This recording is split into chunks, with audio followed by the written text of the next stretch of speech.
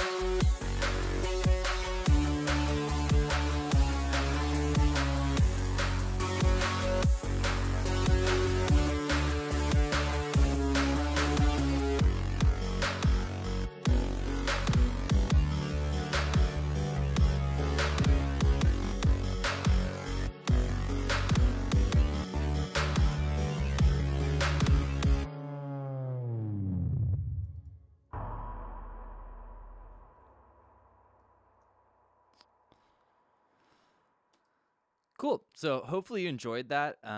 And even if you didn't, hopefully I can show you some little tricks that you perhaps can apply to whatever style of music you like. So just to give a little bit of background, if you haven't listened to any of my music or seen any of these videos before, I started in music, playing piano as a kid, but I really started music as a guitar player and a guitar player in bands. So I transitioned into electronic music as my primary method for expression around the time that my band ended, around 2013, 2014. And when I did this, I always wanted to bring in some elements of like rock and roll style to electronic music. And some of the artists that really influenced me in the beginning were people like Kill the Noise and Feed Me, of course, Skrillex, Borgore, artists that incorporate a lot of like edginess into their music and even sometimes like distorted sounds. I like distortion, as you can probably tell. So the song begins with the guitar riff that I'm playing. This chord voicing I really enjoy. It comes from, I learned it from the guitar player Buckethead. So in a lot of his songs, he uses this voicing, and I'll grab a guitar just to demonstrate it. But the voicing basically is spread out like this. It's an interesting chord. It's basically like two power chords, which means it's 2/5 on top of each other. It's basically like a suspended second chord or a ninth if it's an octave up.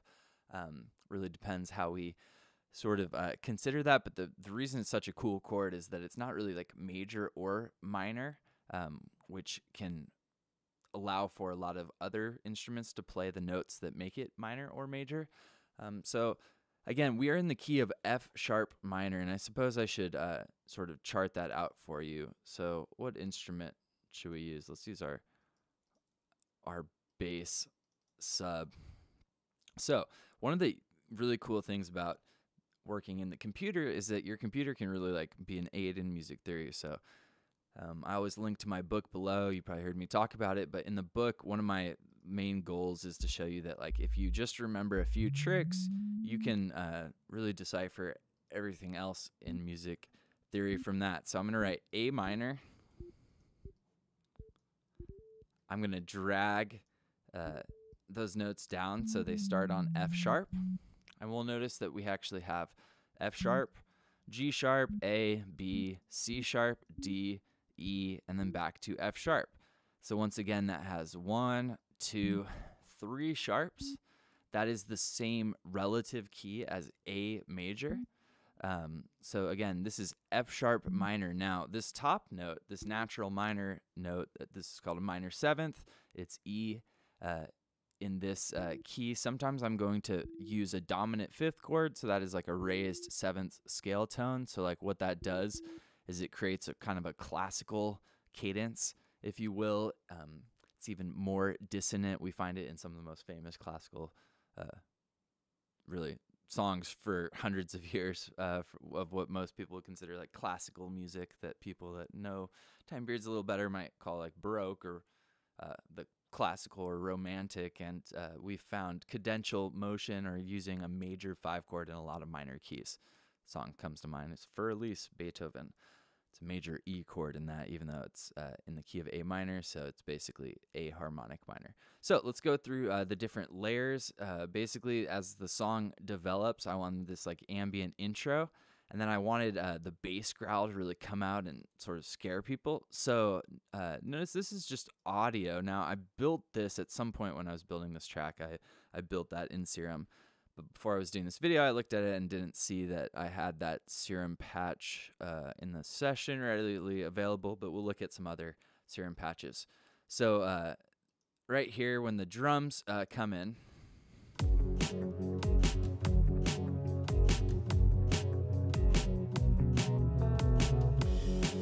we basically have that guitar we heard in the beginning, which is that F sharp 9 sort of thing I was calling, or suspended second. We have our kicks and our snares down here. I said it was borrowed from drum and bass because a lot of drum and bass does the same rhythm. The kicks on the 1, snares on beat 2, kicks on the 8th note after beat 3, and then it's on beat 4. So that's like that boom cha, boom cha, boom cha, boom cha, which again, drum and bass typically is going to be a lot faster than this, but it still does the same kind of thing. It makes us want to move differently than straight up halftime grooves do. Going into our bass line in the intro, we are using our F sharp as the root, and then up to a B. Some of the other instruments that are important in there, so I have this whole line going where there's some sort of like echoing. So we're getting that root note. That's timed up actually with the kick drum, right? So that's a sub. The sub then does this descending line, which is the 6th note from the scale, the 5th, down to the 4th. And again, our other mid bass played that note at the end. And then finally up here, those are those pluck sounds. They're playing a C sharp. That's the 5th from the F sharp minor chord. And then in the last measure, it goes up to a D. That would be the minor 6th, and then down to B, the 4, which again, our other bass used there. Cool. Halfway through that section, I guess that one other thing is I have an acoustic drum kit going here. So back to like my intent to want to bring some like rock and roll element to this song. Rock and roll really has certain instruments that we associate with rock and roll. Obviously, guitar. So I thought I had that covered with some guitar in the beginning. And then another thing is like a live drum sound. So on all the verses in the song, I have a really like live drum kit sound for my cymbals and my toms. And I have a really digital or a really sampled drum sound in the drops, which allows for me to create some like instant dynamics where in this part of the song, it's going to be smaller. In the drop section, it's going to be bigger. Pattern wise, I'm basically doing some straight 8th notes on the different cymbals. And I get a tom there. Tom. Tom.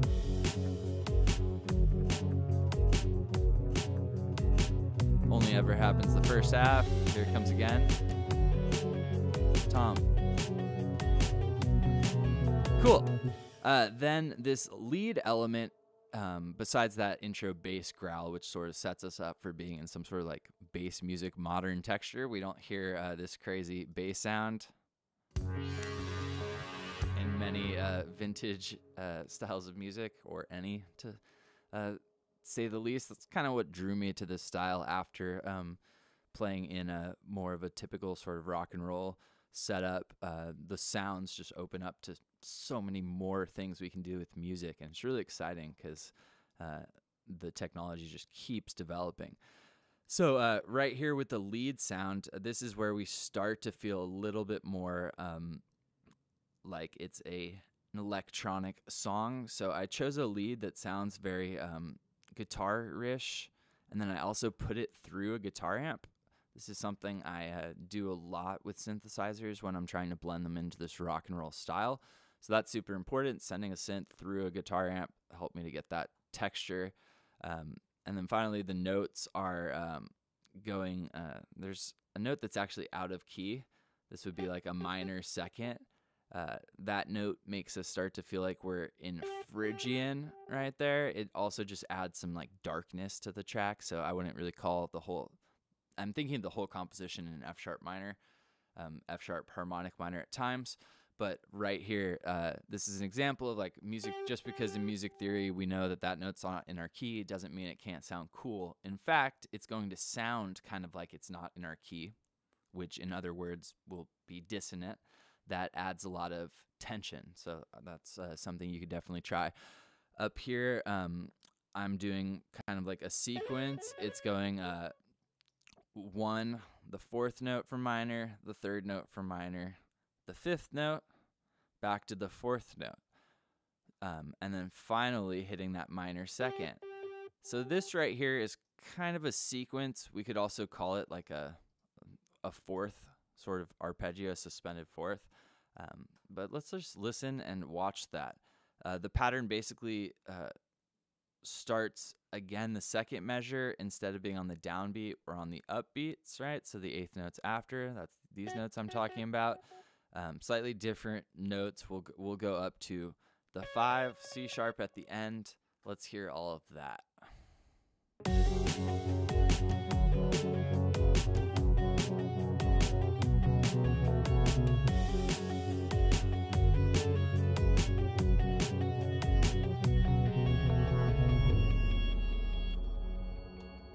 Cool.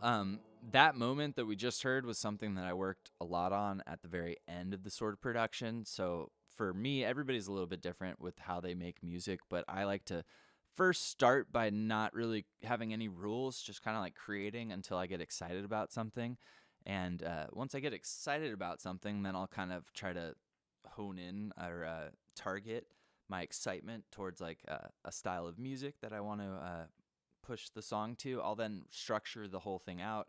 So I'll have like the entire song, then I'll start to develop each section more so like replacing drums or sound designing for instruments.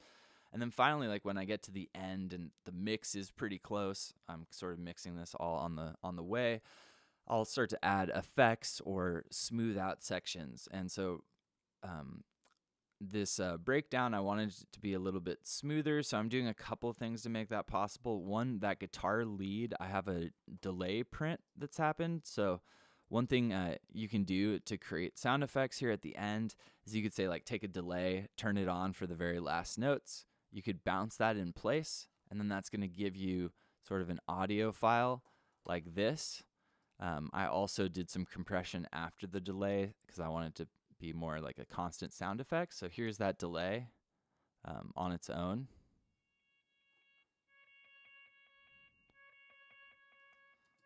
If I play that with the lead,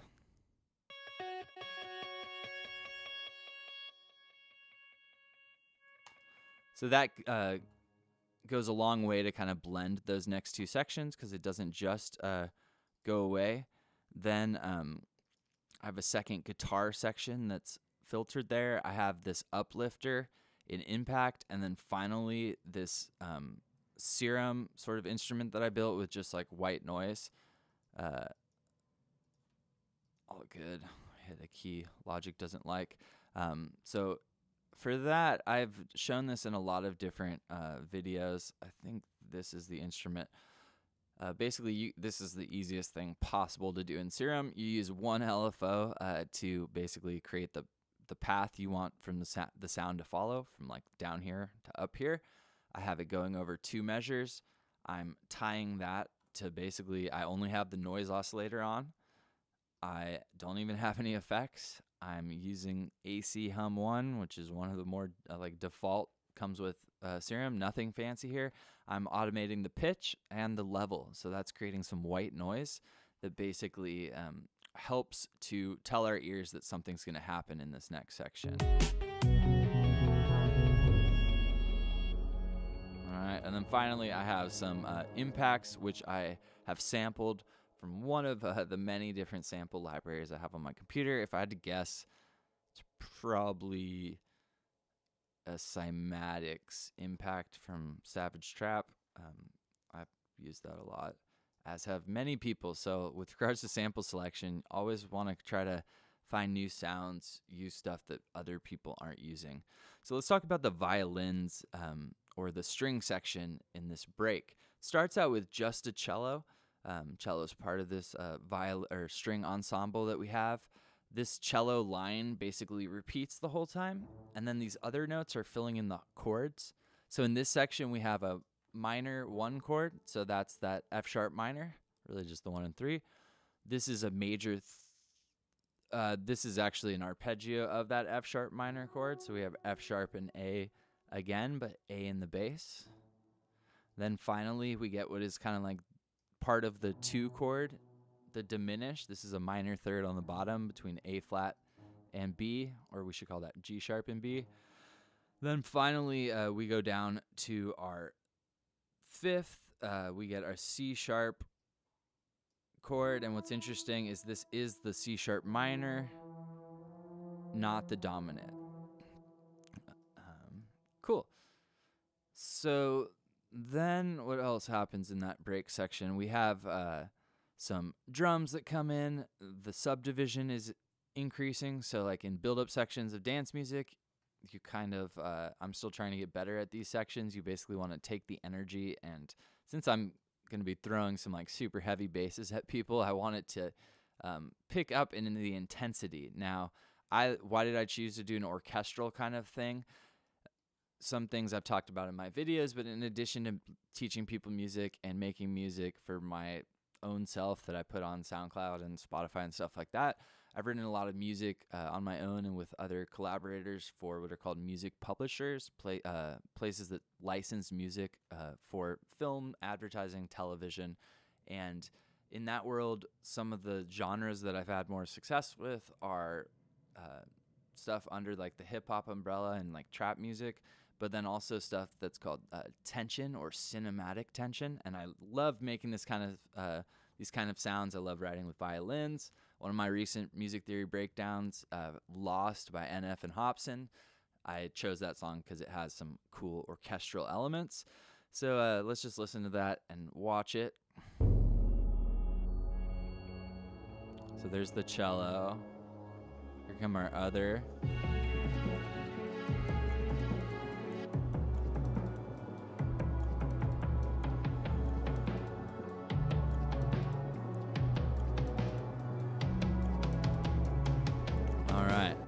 Let's look at this other melody that comes in, which maybe we want to make it a little bit softer in the beginning. This is a lead group of violins, like our first chair violins, and they're basically playing an arpeggio-driven run where just like one note is changing in the key of F sharp minor. So the first note chord is an F sharp minor arpeggio. C sharp, A, C sharp, or F sharp, A, C sharp, F sharp, A, C sharp. So this is our F sharp minor chord, our one chord in second inversion. What that means is that this A, instead of being in the middle, it's on the bottom of the chord. We then move up the top note. This is in key. This is now the second note, right? In this moment, because that's a G sharp, we have the C sharp, and our ears hear this fifth. It starts to almost feel like a different chord. It's not fully a different chord, really just changing one note. But if we have G sharp, C sharp, and A, this is like a major seventh interval, or a one away from being a full octave. And this is like a major, so it's like an A, or a 3 chord, an A major 7. Took me a second to figure that out. Then we have a full-on sort of A major chord, because we have A, C sharp, and A, so that's a 3 chord. Then we go up to B, our 4th note, and then a scale run in key. We go 6, 5, D to C sharp, then A, G sharp. So I basically chose the two adjacent notes, the notes that are in key that are just next to each other. That's going to feel pretty dissonant. Let's hear what that sounds like.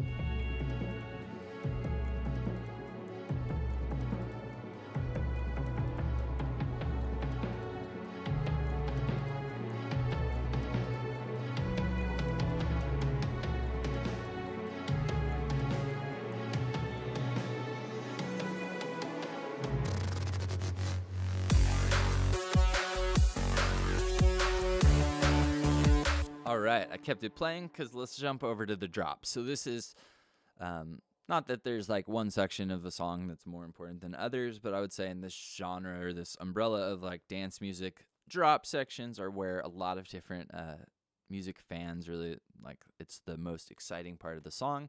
So this has got to like deliver. So drum-wise, it's the same thing that's happening in the beginning. It's that drum and bass borrowed sort of groove. It's again happening on those same hits that we had in the verse. We then have some hi-hats that are much more synthesized, or not synthesized, but like harder hitting that feel less real. I also do have a SoCal, that drum section in the beginning. I'm just using it for the crash cymbals on the 1. Cool. So let's go through the sounds. So I was really excited about that sound you hear right before the drop. The way that I did that was in Serum. So the actual channel itself has an EQ cutting off the lows, going into Isotope Trash, into Sausage Fattener, Data Life, just to squeeze the hell out of that sound. The LFO that I'm using, it's really just 2 different LFOs. There's a lot of stuff happening. I've got all 4 oscillators going, a notch 24 filter on the 1. In the effects, I'm using hyperdimension into our distortion, so I'm distorting that sound twice in the channel. I'm then going into the phaser, the compressor, not multi-band, just standard 1-band compression, and then into the filter with a flange, and I'm automating the mix there with the second automation window. So basically, the main sound of the slowdown is happening from this section right here, but then the other part of the sound that's moving is happening from the second LFO. All right, pretty cool. If I unmute that and we just look at that sound, let's show you that. Without the bounce in place, it sounds like this.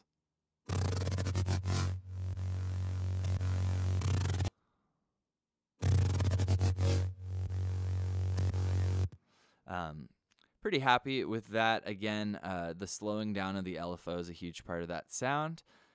And to do that, I'm basically writing automation in for that LFO 3 rate. That's how you do that in Logic. In Ableton, I think all you have to do is move that parameter, and the automation line that shows up will be that line. So that helps. And then Fruity Loops, I do not know enough about that to even tell you, but I'm sure it can be done because we hear that sound out of Fruity Loops producers all the time. So then I bounce it to audio. I do that so that I can use less computer power. Serum's pretty heavy on the computer. I also do it so that, let's see, I can affect it further. So I'm using Red 17 by Waves to add some sort of analog sound to it. One of my favorite producers that I didn't mention before is Noisia. Noisia with the more drum and bass. They did some dubstep, but I was lucky enough to get to see Noisia Presents actually in Amsterdam, which was incredibly cool. And I've really loved them ever since. Their sound design's super unique on another level, and they're really pioneers of this whole style. So if you don't know Noisia, I'd go check their stuff out without a doubt. So the main drop section, I'm using basically 2 different sounds. Well, we have our sub instrument, all right? I muted our other. So we got our main growl, our neck sound. So the main stuff that's happening here is from these 2 instruments.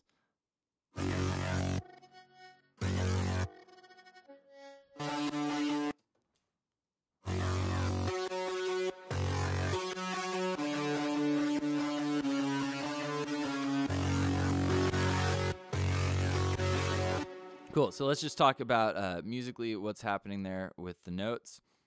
I'm going from the F sharp, basically, in that growl bass, up to the F sharp in the other sound. Then we go to the 5, and then up an octave as well. The bass instrument is doing something really similar. It's going on the 1, some syncopation happening there, and then it goes up to our minor 6, D, down to our 5, C sharp, back to D, and then to C sharp. So one of the main things that I did on this song that I haven't really done on any of my other releases is I changed our subdivision in the drop. So this is, or I changed like the feeling of the backbeat. Now I mentioned this in the text, again, linked below, but one of the most important sounds in any drum kit, popular music that people listen to, one of the most important sounds is either like the snare, which sometimes is replaced by like a clap sound. Now, why is that the most important? That is sort of a placeholder for our ears. that we call the backbeat that basically tells us, is a point of reference for every other note. So this track really kind of proves that. The kick pattern does change slightly. The cymbals change ever so slightly. Very similar. The one difference that happens that's most noticeable is that the snare, instead of being the drum and bass thing I keep talking about on 2 and 4, goes to beat 3 right here. Now that changes the entire way that it feels. Let's listen to this drop and listen for halfway through. When we get here, it's going to change how it feels going to the halftime sound. I'll play it a little before and after. Here we go.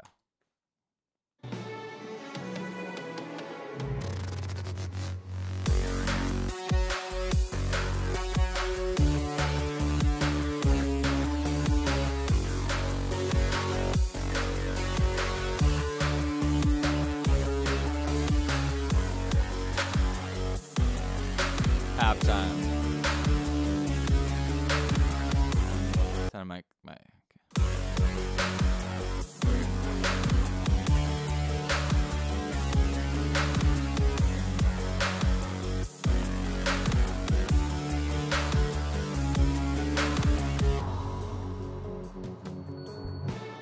All right. So, last couple things. Hopefully you noticed how that changes the drop sound. So with like anything you're making rhythmically with drums, really experiment or just move the snare around and feel about how that completely changes everything else.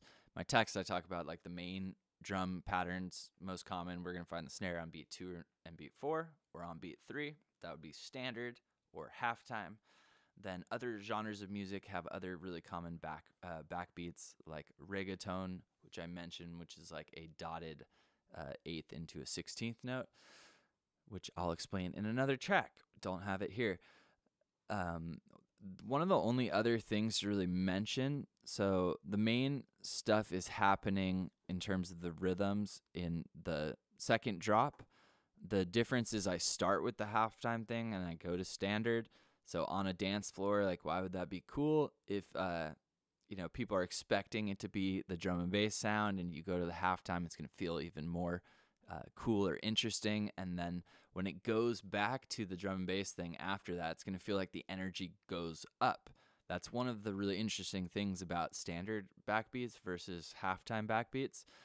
I've experienced this in live shows. I remember I saw, I think it's like Harvard Bass play before What So Not, and What So Not's one of my favorite producers. He had just released his Gemini EP, and so I love What So Not, but because Harvard Bass playing before was playing house music and standard backbeats, really like thumping 4 on the floor stuff, hearing that music for an hour and then hearing the halftime stuff was a noticeable like reduction in energy, which isn't a bad thing. It's just a testament to the fact that our ears are sort of comparing things all the time. So one thing in your song will feel fast if something else feels slow. This music stuff's all a game of sort of relativity. The sound design is the same in the second part of the drop. The main difference that's happening is the notes or the division. It's kind of speeding up, if you will. So in the beginning, we're doing same thing, F sharp, F sharp. Then we have all of the channels sort of mimic this thing that just the sub was doing in the beginning. The D down to C sharp, back to D. That's our 6, 5, 6. That's some melodic development, if you will. So again, the drop 2 feels just as exciting or even more exciting than drop 1 did. I think that's really important. At least I want my music to do that, to feel like it just keeps getting bigger, if that's even possible. So make sure you don't just like listen to the first half of my tracks. I try to always hide something exciting in the second half. The final thing to talk about are all these blue audio channels. So in Logic, it naturally colors our audio recordings blue. So all of these are actual audio recordings that I did. Some of the coolest stuff, aside from this one, there's an atmosphere sample that I got from Splice, the infiltration uplifter sort of sound. But then there's these channels. I'll solo them out so you can hear them. And all of these are basically sending this MIDI clip, which was the same, fundamentally the same thing the violins were doing with slightly different chord voicings. So that's our F sharp minor. That's basically an F sharp minor, but with the bass note moved to that chromatic minor second note, which again adds some dissonance. But all of that MIDI is shooting out of my computer via a MIDI cable into this new synth that I have called a Korg Op6 or Op6. I love this thing. It's an example of a digital analog synthesizer. I had a waiting order in for a long time, and I really feel like these add a lot. So let's listen to them.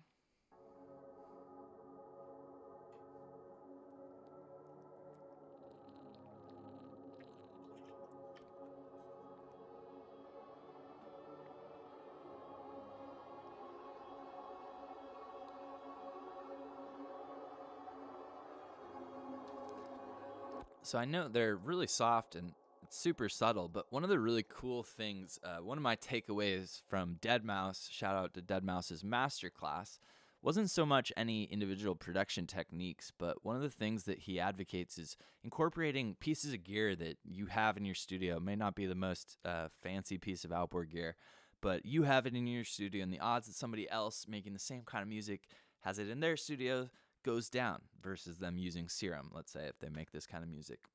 So I've really tried to take that to heart, and in all of my new music, I have a couple channels where I'm not adding something that's maybe like new musically, but I'm sending those notes into other synthesizers or controllers, which I can then change the sound subtly. So like you hear one of these instruments, the sound changes as it goes, and I'm doing that by literally like pushing a knob on this synth. And even though it's digital analog, it doesn't have the true analog components of, say, the Moog that I have here, but it does have actual tactile controls that you can record. I could do this automation in the computer, but what's also cool is I'm sending these sounds through a compressor, which again adds some outboard feel to it. That's what the sound is developing as it goes. I'm literally sliding up faders. So again, that was just sort of the icing on the cake that gives this some a much more analog type sound, and I did that for some of the violin sections too.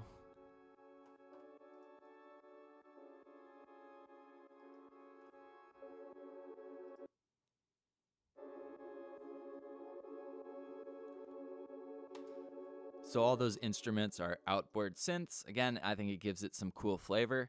So I'm going to play the track one more time from the beginning so you can just hear all of that stuff we just talked about in context. Hope you enjoyed this. I'll close this out after. Here is Space Age by yours truly, D.R.U. No, here it is.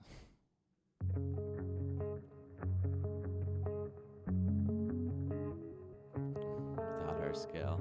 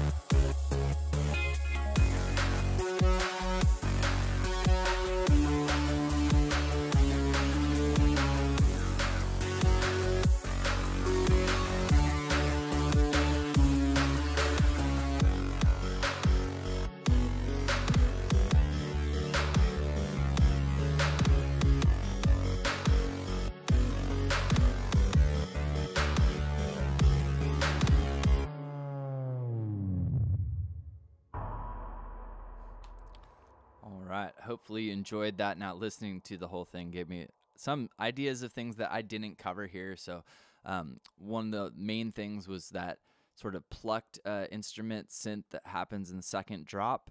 That is playing the major, so not the natural chord that happens in natural minor, C sharp minor, but C sharp major chord. That's made possible by our leading tone. Sorry for that. Harmonic was quite painful to my ears. Maybe, hopefully not as bad to yours. So that this chord right here is a major 5. So that's why in the beginning when I was showing you the natural minor scale, I told you I sometimes use that major 5 chord. That's a really, really cool sounding chord that's going to add a lot of old school flavor to your songs, and will also give you a lot of dissonance, because again, that chord is not in our scale. So anytime we use notes that are not in our scale, we get dissonance. And again, we don't want to use our scales as sort of like ways to formulaically like churn out music, but rather it helps us to imagine music and to bring it to life. So if you want to do a note that goes up and feels like it fits in the music, you can use a note in key. If you want a note that goes up and feels like it doesn't fit in the music, you know which notes won't by eliminating the notes in the key. So hopefully this helped. Hopefully you guys enjoyed this track. If you did, I'll link to this below. I encourage you, I would love if you go and check out some of my former releases on Spotify or Amazon or wherever you consume music, maybe Audius. And if you come across any tracks from the past, I've been putting out music for the better part of 7 years as D.R.U. I'd be happy to go over any of my old sessions, asterisk, if I have those sessions. So I know I haven't been able to find the Night Owls session, which perhaps died with my former computer. I hope that's not the case. I'm still holding on to faith, but who knows. Anyway, hopefully you found this helpful. We looked at F sharp minor in the context of my dance music, call it sort of like bass music, go under the dubstep sort of umbrella, although one of the problems I have is like my music doesn't necessarily fit as exactly as some other producers in dance music due to genres, but I kind of like that. I'm sort of embracing the independent approach. I have some releases with other artists and label releases, but I also have a lot of solo independent releases. This track is an independent release. I entertained some label offers, didn't find anything that I thought would bring more ears to this track than I could bring myself, so I decided to just put it out on my own. So hope you like this. There's no machine behind it, so you'd help me out a ton if you share it with your friends if you do like it. But anyway, that doesn't fully matter. You'd help me out a ton if you subscribe to the channel, hit the bell for notifications. Feel free to leave a link to your music in the comments. Let's build a community. Let's have some fun with music, and let's not, play by the rules. Let's just have some fun. And this music theory stuff is merely to help sort of like demystify a lot of the stuff that are like octaves or the piano notes. If we can do that, then music's all about like what we imagine. And that's my goal, is to make it so that your only limitations is what you can imagine. So anyway, have a great day. I'll see you guys next time. Cheers.